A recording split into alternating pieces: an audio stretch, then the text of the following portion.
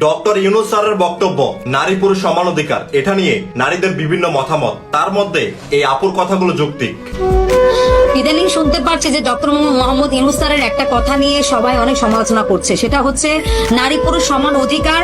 আর একটা ছেলে যখন একটা মেয়েকে ডিভোর্স দেবে, সেটা আগের পুরোনো আইন তো আছেই, ডিভোর্স দেবে কাবিন নামার পুরো টাকায় পরিশোধ করতে হবে। আর একটি মেয়ের ক্ষেত্রেও সেই সমান অধিকার হচ্ছে যে মেয়ে যদি স্বেচ্ছায় ডিভোর্স দেয় তাহলে পুরো টাকায় পরিশোধ করতে হবে, সেম টাকা।